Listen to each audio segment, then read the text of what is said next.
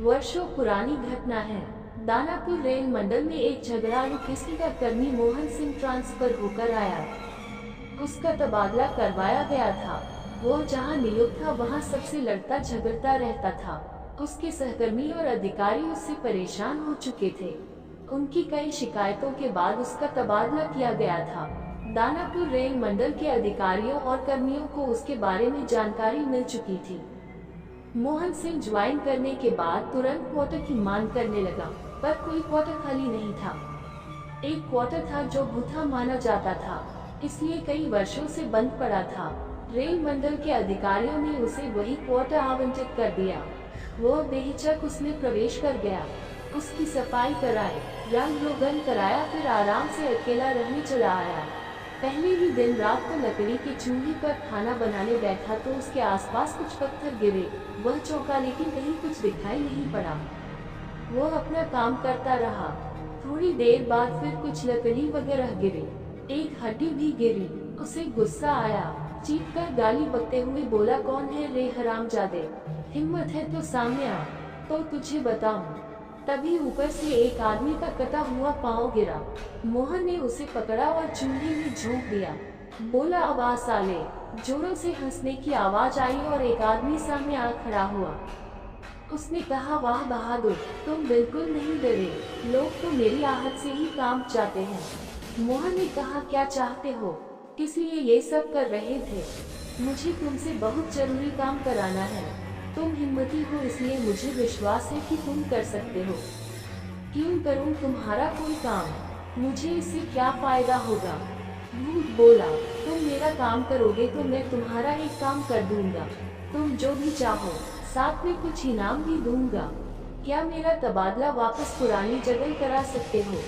बिल्कुल करा दूंगा, वादा करता हूँ। तो फिर ठीक है, बोलो तुम्हारा क्या काम है? देखो, मैं एक प्रेत हूँ, मेरा भाई भी प्रेत है। उसे एक तांत्रिक ने कैद कर लिया है। वो उसे एक घड़े में बंद कर शमशान ले जाएगा और जमीन में गाड़कर भस्म कर देगा। फिर वह कभी आजाद नहीं हो सकेगा। तो मैं इसमें तुम्हारी क्या मदद कर सकता हूँ? तुम अगर घड़े को तोड़ दोगे तो वह आजाद हो जाएगा। ये काम तुम क्यों नहीं कर लेते? तांत्रिक के बंधन के कारण कोई प्रेत ये काम नहीं कर सकता। उसकी शक्ति काम नहीं करेगी। मनुष्य ये काम कर सकता है, इसीलिए मैं कोई साहसी आदमी ढूंढ रहा था। ठीक है, मैं ये कर दूंगा, लेकिन मेरा तबादला कब कराओगे? मेरा काम होने के एक हफ्ते के अंदर तुम्हारा काम हो जाएगा। तुम्हें दूर से पत्थर मारकर घड़ा फोड़ देना है, तब चलना है। आज से ठीक 3 दिन बाद मैं रात के 1 बजे तुम्हें शमशान के रास्ते लेने चलूंगा, जिधर से वह घड़ा लेकर गुजरेगा। ठीक है, मैं तैयार रहूंगा। तीसरे दिन रात के वक्त पे एक नियत समय पर आया और मोहन को लेकर सुनसान इलाके में ले गया। थोड़ी देर बाद कुछ लोगों के आने की आहट मिली। मोहन ने देखा एक आदमी सिर पर घड़ा लिए जा रहा है। प्रेत ने इशारा किया। उसने जेब से पत्थर निकाला और निशाना लेकर जोर से घड़े पर दे मारा। निशाना सटीक बैठा, घड़ा फूट गया। जोरों के अट्टहास के साथ एक रोशनी सी उड़ती हुई हवा में विलीन हो गई। प्रेत ने खुश होकर मोहन से कहा, धन्यवाद, तुमने मेरे भाई को आजाद करा दिया। अब मैं तुरंत तुम्हारा काम कराऊंगा। तुम्हारे क्वार्टर में कोई भी आकर रहेगा उसे तंग नहीं करूंगा। तुम जब याद करोगे तुम्हारे पास आ जाऊंगा। अगले दिन रेल मंडल के कार्मिक विभाग के अधिकारी के पास प्रेत पहुंचा और मोहन का तबादला करने को कहा। अधिकारी ने आनाकानी की और पूछा कि तुम कौन हो, तुम्हारी पैरवी क्यों सुनूं? प्रेत ने कहा कि सोच विचार कर लीजिए, मैं फिर मिलूंगा। इसके बाद वह गायब हो गया। अधिकारी हैरान रह गया कि वह अचानक गायब कैसे हो गया। उसी रात अधिकारी जब अपने क्वार्टर में सोया हुआ था, प्रेत ने उसे झकझोरकर उठाया। वह भौंचक रह गया। प्रेत, तुम्हारे घर के दरवाजे खिड़कियां सब बंद हैं, फिर भी मैं अंदर आ गया। किसी तरह चला भी जाऊंगा।